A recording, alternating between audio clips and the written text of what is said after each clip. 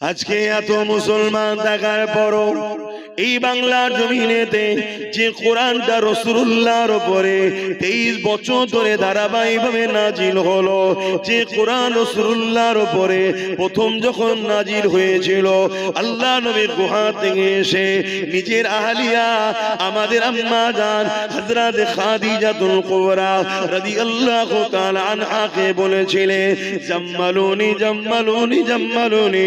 তিনাকে ঠান্ডা লাগতেছিল, কম্বল চাপা দিবার কথা। এ যুবকেরা, তরুণেরা, বাপেরা, আল্লাহ নবী নবী দয়ার উপরে বিয়ে পড়ে 23 বছর ধরে যে কোরআনটা ধারাবাহিকভাবে নাজিল হয়েছে, এই কোরআনের বিরুদ্ধে চক্রান্ত হাজার বছর ধরে চলে আসছে।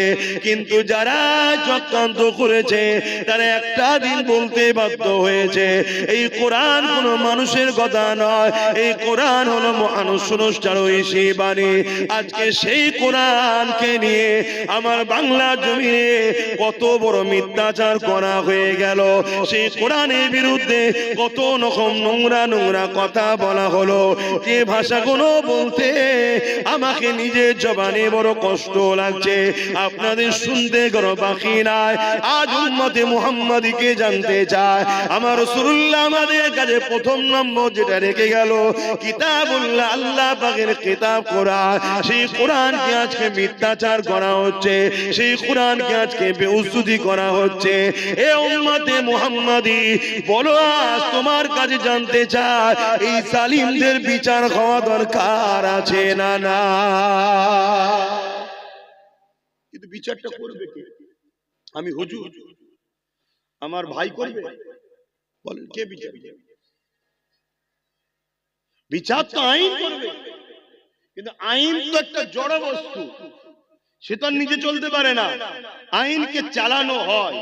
তা আইনকে যারা চালায় তারা নেতা লিডার, তাই তো নাকি? এই নেতা লিডার নির্বাচন করে কারা? জনগণ, আমরা। আর বাংলায় নেতার তকদির আমরা সিলেক্টেড করার ওসিলা আল্লাহ আমাদের দিয়েছে। তাহলে আজকে বাংলার বুকে আমরা 4.5 কোটি কম বেশি মুসলমান হওয়ার পরও আমার কোরআনের বিরুদ্ধে মিথ্যাচার করা হলো, এতগুলো কেস মামলা হলো, এখনো পর্যন্ত কি সে বেটাকে ধরা হয়েছে? তাহলে আমাদের গালে কি চুনকালি নয়?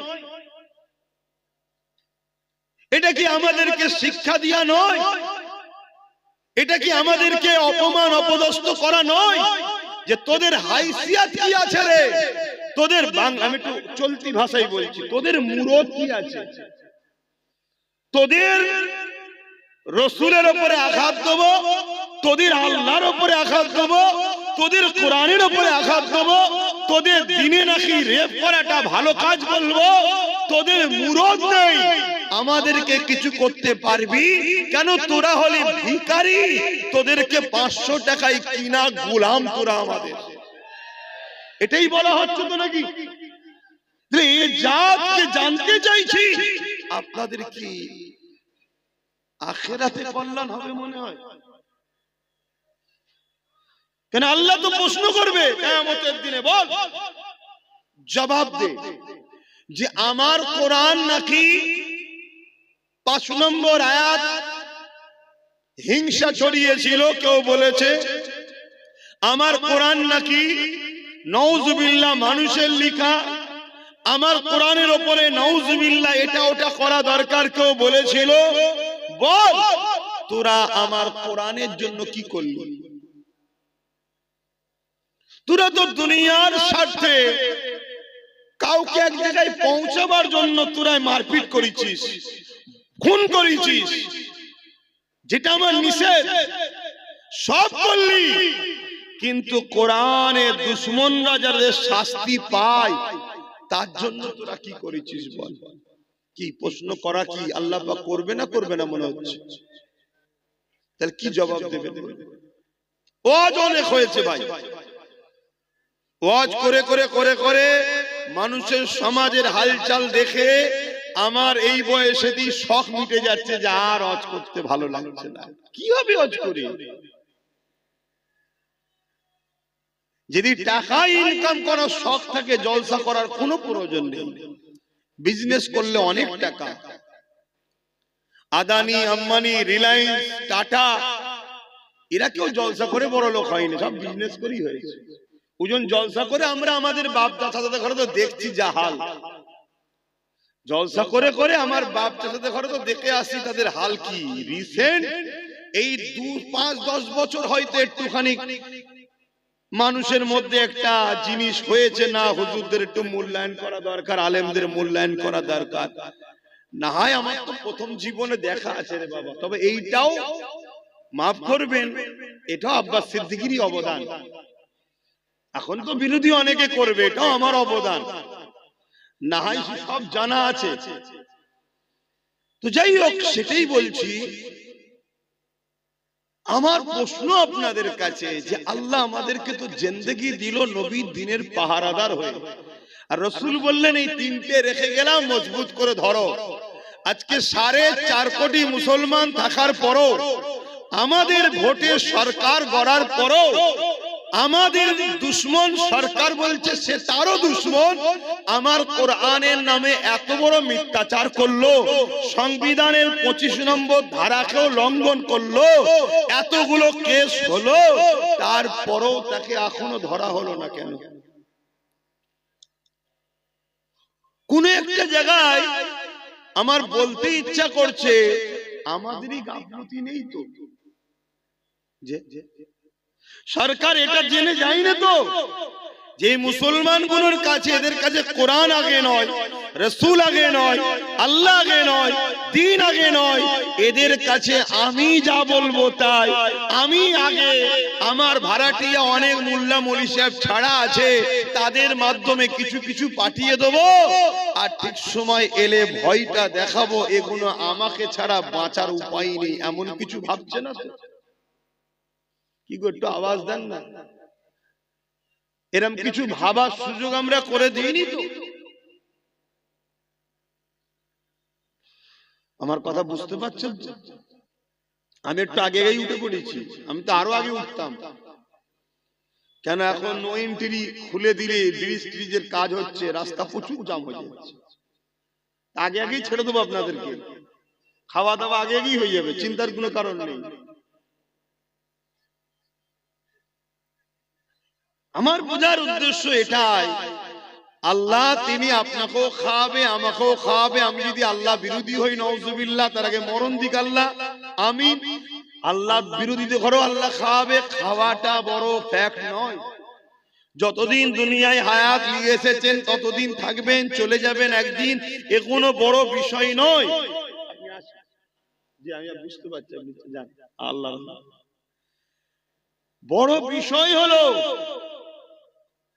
আমার কথা শুনছেন, আগে বুঝুন। এই কানে হাত দিয়ে শুধু ঘটনা বলে যে কিছু লাভ না। বড় বিষয় হলো আল্লাহ আমাদেরকে যে জন্য পাঠালেন, আমরা সেটা কি করতে পারলাম? কোনটা সত্য, কোনটা অন্যায়, কোনটা নাই, কোনটা মিথ্যা, এটাকে পার্থক্য করার জন্যই তো আল্লাহ পাক কালামুল্লাহ কোরআনকে পাঠিয়েছে। আজকে সেই কোরআনের উপরে যখন আঘাত হয়ে গেছে, এ যুবকেরা, তরুণেরা, বাপেরা, তাহলে আমরা কি করে আর দ্বীনের পক্ষে রইলাম? আজকে এতগুলো মুসলমান আমরা দুনিয়া জমিনে কোনো কাউকে জিতাবার জন্য নিজের কওমের ভাইকে মারছি, কাউকে জিতাবার জন্য কারো নামে কেস করছি, কাউকে জিতাবার জন্য কারো ঘরকে পর্যন্ত ভেঙে দিচ্ছি। আমরা মুসলমান একে অপরের বিরুদ্ধে লড়তে লেগেছে, দুনিয়ার স্বার্থে, দুনিয়ার কোন দুশ্মনের রাসূলের স্বার্থে, দুনিয়ার জমিনে কোন ইসলামের বিরোধী স্বার্থে আজ আমরা এক কাজ করে বেড়াতে লেগেছি।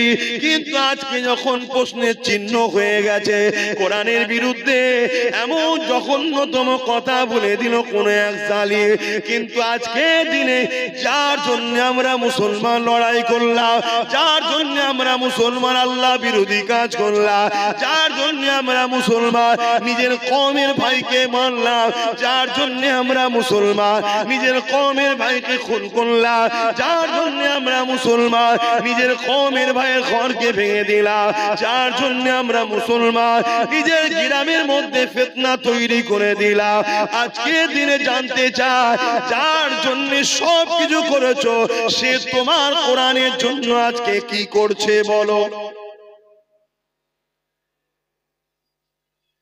বলো কি করছে?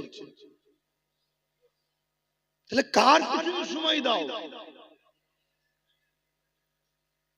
তাহলে এ থেকে বোঝা যায় যার জন্য এত কিছু করলে সে নিজেও তোমার কোরআনের পক্ষে নয়।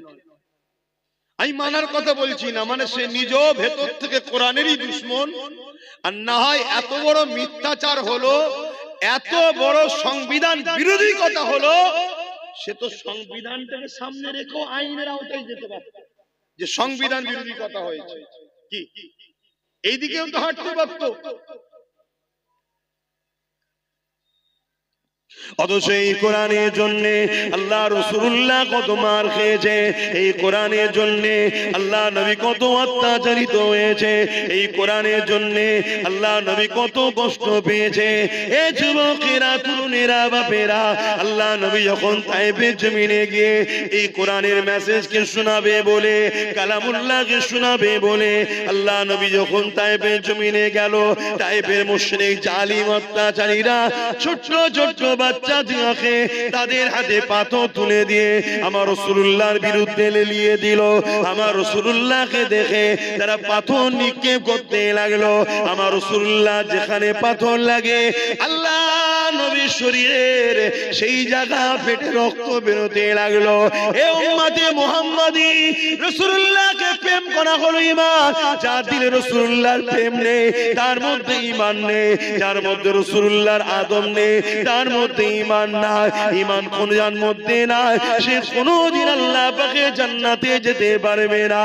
তাহলে একবার ভেবে দেখো, এই দ্বীনের জন্য রাসূল তায়েফে মার খেয়েছে, এই কোরআনের জন্য রাসূল তায়েফে মার খেয়েছে, এই কালামুল্লাহ প্রচার করতে গিয়ে আল্লাহ নবী তায়েফের জমিনে রক্তাক্ত হয়ে গেছে। এত মা জালিমরা মেরেছে, আল্লাহ নবী অজ্ঞান অচৈতন্য হয়ে তায়েফের জমিনে অজ্ঞানে পড়ে রয়েছে। জালিমদের সরদার গুলো আগিয়ে এলো, তারা আগিয়ে এসে আমার রাসূলুল্লাহ নাকের করে হাত দিয়ে দেখতে লেগেছে মুহাম্মদ রাসূল বেঁচে আছে না মরে গেছে। এই অবস্থা দেখে তারা আমার রাসূলুল্লাহর উপরে ওই অবস্থাতে আবার লাঠির আঘাত করে। এ উম্মতে মুহাম্মাদি, আজ তোমাদের ঈমান কোথায় গেল? আজ তোমাদের দ্বীন কোথায় গেল? আজ তোমাদের বিবেক কোথায় গেল? আমার রাসূলুল্লাহর মতো দরদি এই দুনিয়ার জমিনে কেউ আসেনি, আর কেউ আসবে না। আজ দুনিয়ায় যে নেতা নেত্রীর জন্য তুমি এত মারপিট করলে, এত কিছু করলে, যে জমি জায়গার জন্য এত কিছু করলে, এগুলো তোমার দুনিয়া তো কাজে লাগবে না, আখিরাতেও কোনো কাজে লাগবে না। মনে রেখে দিও, কিয়ামতের দিনে কেউ তোমার পাশে দাঁড়াবে না। তোমার বাপ তোমার হবে না, তোমার মা তোমার হবে না, তোমার দাদা দাদি তোমার হবে না। অথচ যে রাসূলুল্লাহ তোমার আমার জন্য এই দিনের জন্য এত কষ্ট করলো, সেই রাসূলুল্লাহকে ভুলে গেলে কিয়ামতের দিনে একমাত্র যিনি উম্মতের পক্ষে দাঁড়াবে তিনি হলেন মুহাম্মাদুর রাসূলুল্লাহ। আরো জোরে বলুন সুবহান।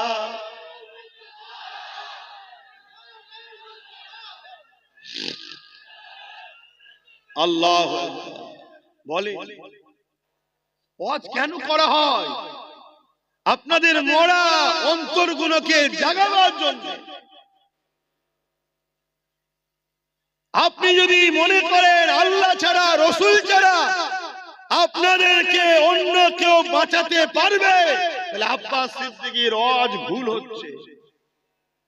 একটু ঘুরে নেন, যখন সালাম পড়ানো হবে এসে বসে খাওয়া দাওয়া করে চলে যাবে। কেন? রেজেকের মালিক আমি নই, রেজেকের মালিক আল্লাহ। আল্লাহ বিরোধীর সঙ্গে থেকে আল্লাহ দেওয়া রেজেকটা খেয়ে ঘরে চলে যাবে। আর যদি মনে হয় যে আমাদের আল্লাহ রাসূল ছাড়া কেউ নেই, তাহলে তুমি সব জায়গায় পা ফেলার আগে একবার দেখে নাও আমি আল্লাহ রাসূলের দুশমনের সাথ দিচ্ছি না তো। আমার দিনের বেলায় একে পাওয়া যাবে তো, আমার কোরআনের বেলায় একে পাওয়া যাবে তো। সে মানে চাই না মানে তার ব্যাপার, কমসে কম আমার কোরআনের উপরে আঘাত যখন দেবে সে বাড়ির কর্তা হয়ে যেন বলে, এই তুই ছেলের মধ্যে তুই মানিস না তোর জায়গায়, কিন্তু এ মানে একে আঘাত দিলি কেন, তুই কৈফিয়ত দে। এই কর্তার পিছনে দাঁড়ানো দরকার আছে না? কিন্তু আজ আমরা কি করলাম? আজকে এত সাহস গুলো হচ্ছে কি করে? দেখছেন না, বলছে যদি আমি ভুল করে থাকি আইনে যান, কেসে যান। কেন এ জালিম জানে যে মুসলমানরা আইনে গেল, আইনের জায়গা তো এরা অধিকার পাবে না, কারণ আইনের রক্ষক যারা, আইন যারা চালনা করছে তারা আমাদেরই লোক বসে আছে। তাই তো বলছে। কিন্তু এই ভুলটা আমরা করেছি হাকিনা, আমরা আমাদের বাচ্চার পাতকে কেটে নিয়ে ইসলামের দুশমনদের পেটকে ভরিয়েছি হাকিনা। নিজের পাপকে বুঝতে শেখেন, নিজের ভুলকে বুঝতে শেখেন। আল্লাহ দুহাই দে বলছি, আমার তো ভয় হচ্ছে এই জালিমদের হাতে মার খাবার আগে আল্লাহ আমাদেরকে মেরে দেবে। স্বাভাবিক। পাকিস্তানের বিরুদ্ধে আমার বর্ডারে কাশ্মীরে লোক লাগানো আছে, 11 লক্ষ কম বেশি সেনা দাঁড় করানো আছে। এরপরেও যদি পাকিস্তান হু করে আমার দেশ দখল করে, ওই 11 লক্ষকে তো মাইনেতে কোনো লাভ নেই, ওই 11 লক্ষ করে রেখে তো কোনো লাভ নেই, ঠিক না বেটি? ঠিক আমার আল্লাহ পাক তো আমাকে খাওয়াচ্ছে, আমাকে বাঁচিয়ে রেখেছে, উম্মতে মুহাম্মাদি করে নসিব বড় করেছে। খেয়াল করে দেখুন, আল্লাহ কোন গুমুত খাওয়া দলে পাঠাই নাই, আল্লাহ তোমাকে পাঠিয়েছে আমিনার লালের উম্মত করে। জোরে বলুন সুবহানাল্লাহ।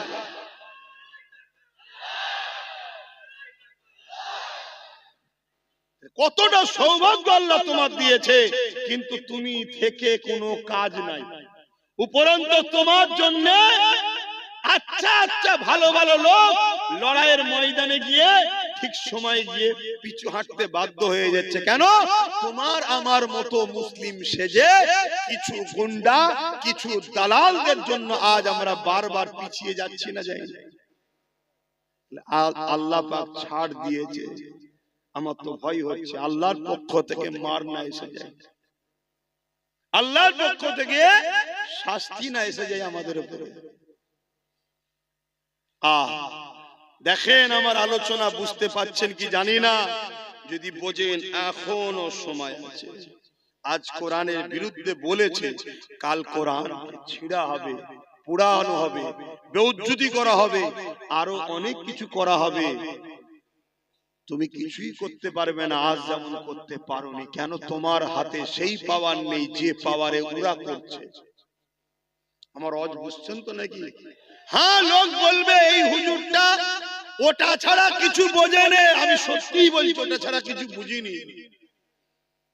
কেন? ওটা ছাড়া আজকের দিনে আমাদের এক কদম আগানো আজ যাবেও। পেটের জন্য যদি ওয়াজ করতে এসতাম, তাহলে এসব কথা বলে দুশ্মন তৈরি করার কি দরকার ছিল? যে বাবারা বাবারা বাবারা করে চলে যেতাম। চ হয়ে গেল কাজ শেষ। এ তো যা হচ্ছে প্রতিটা মোড়ে মোড়ে দুশ্মন তৈরি হচ্ছে।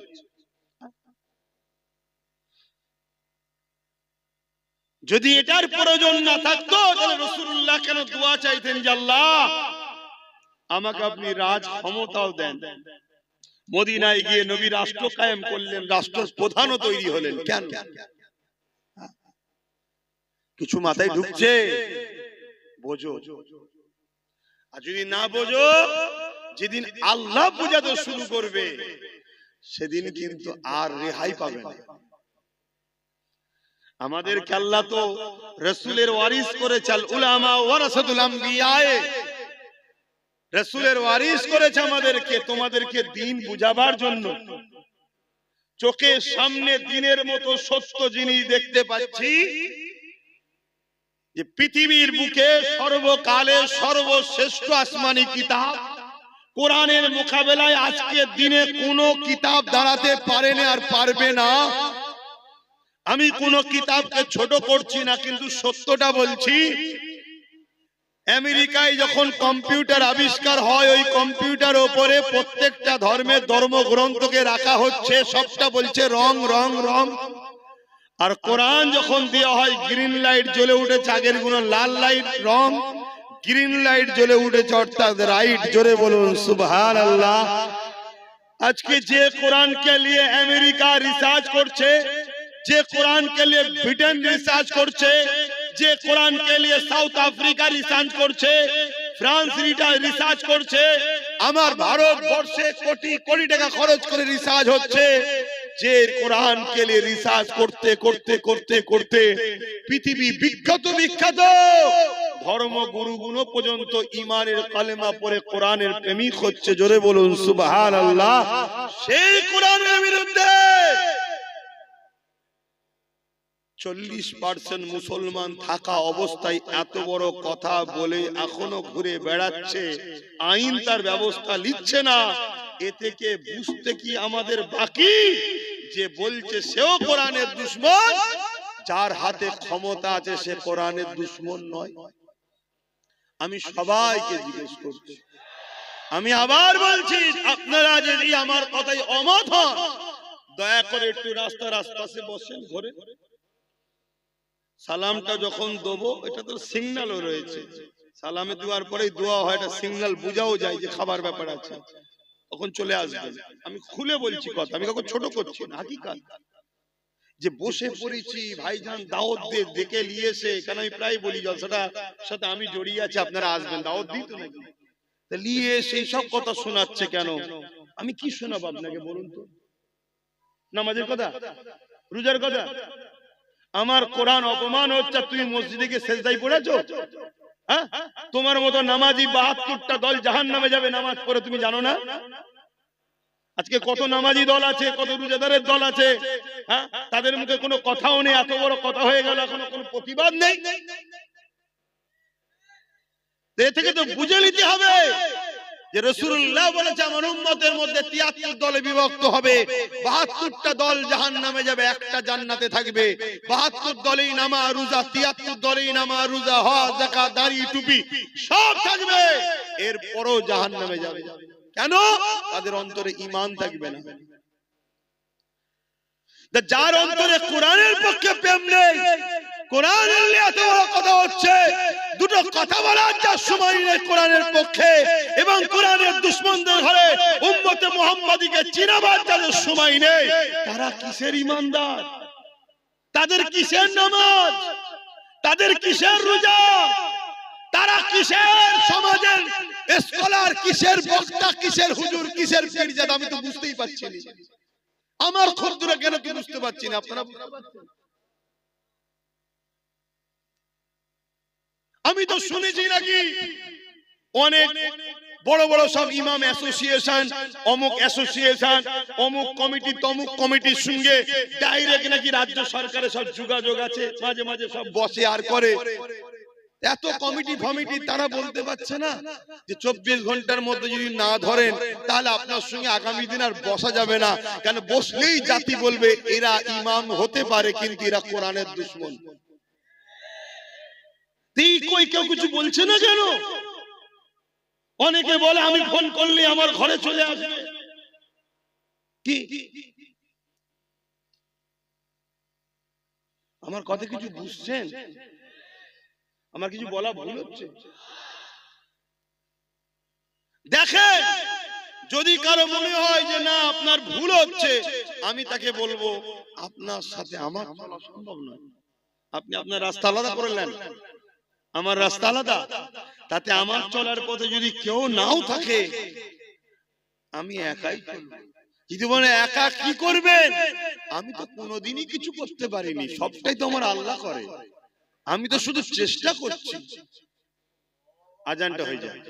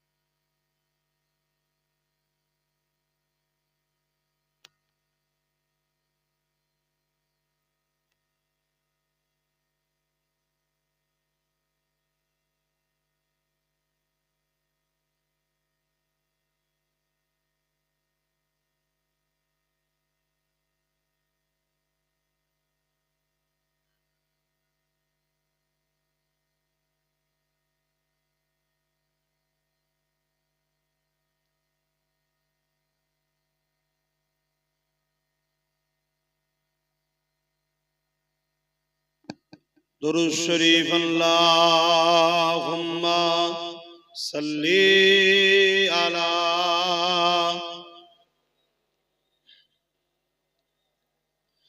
ওয়ালা আলি।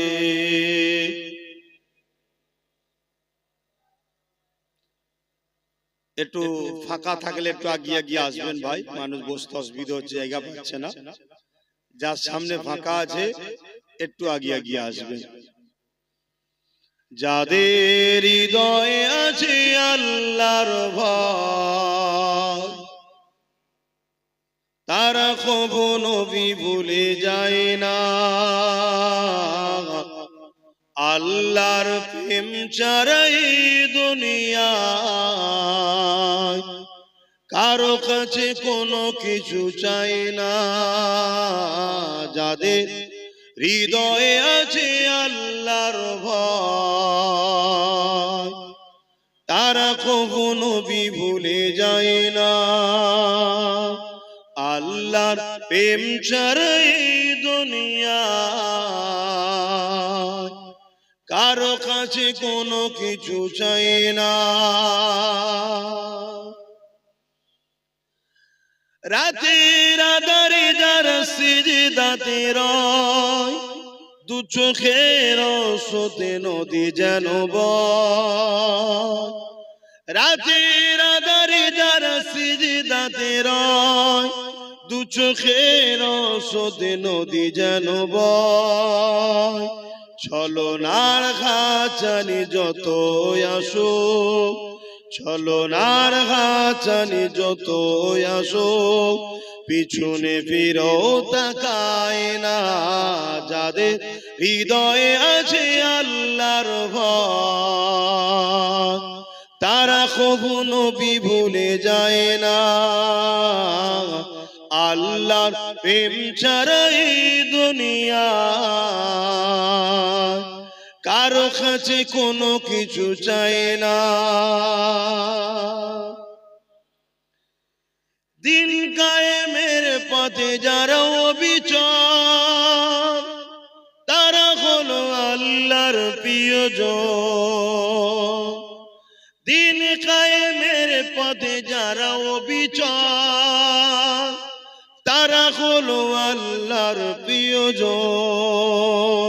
বাতিলের কাছে যারা হার মানে না, বাতিলের কাছে যারা হার মানে না, সংগ্রাম করে যায় অমরণ।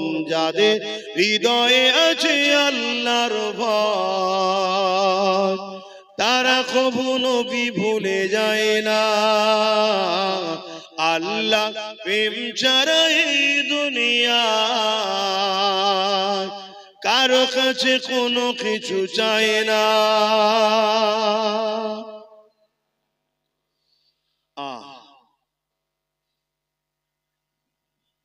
আল্লাহ ছাড়া কারো কাছে কিছু চান নাকি আপনারা? যে কিন্তু আজ মুসলমানের সংখ্যা অনেক হয়ে যাওয়ার পরও আমরা আজকে লাঞ্ছিত অপমানিত হচ্ছি। এর কারণ হচ্ছে আমাদের মধ্যে মুনাফিক গাদ্দার ঢুকে গেছে, যারা আমাদেরকে সংগঠিত এক হতে দেয় না। দ্বিতীয় নম্বর, আমাদেরকে আগালে ভেতরে ঢুকে হয় গুলিয়ে দেয়, নচেত মনোবলকে ভাঙিয়ে দেয়। দেখো, আমার ডিউটি আপনাদেরকে বোঝানো। আমি জানি আমি কোরআনের পক্ষে থাকার জন্য কেন্দ্র সরকার ও রাজ্য সরকার উভয় আমার দুশমন হয়েছে। যেমন গত 2-3 দিন আগে কেউ কোরআনের বিরুদ্ধে বলল, তার অনেক আগে রাজ্য সরকারও কোরআনের বিরুদ্ধে বলেছে। বলেছে না বলেন? বলেছে কোরআন শেষ হয়ে যাবে আমার উন্নতি। এটা কি বিরোধী নয়? এটাকে কোরআনকে অপমান করা নয়? এটাকে কোরআনের বিরুদ্ধে কথা নয়? আপনি কোরআন মানেন না, এটা আপনার বিষয়। আমরা জোরও করি না যে আপনি কোরআনকে মানুন, কিন্তু আমি মানি। আপনার যেমন কোন একটা ধর্ম আছে পছন্দ, ওটা আপনার পছন্দ, আমি মানি না। কিন্তু আমি আপনার ভালোবাসাতে আঘাত দিতে পারি না। আর এই শিক্ষাটা আমার কোরআন আমায় দিয়েছে। জোরে বলুন সুবহানাল্লাহ। আপনার ধর্মগ্রন্থ আপনাকে কি শিখিয়েছে আমি জানি না। কেন কোন ব্যক্তি ভুল করলে ধর্মগ্রন্থকেও টানার আমার ধর্ম আমাকে শিক্ষা দেয় না। এজন্যই তো কোরআন শ্রেষ্ঠ।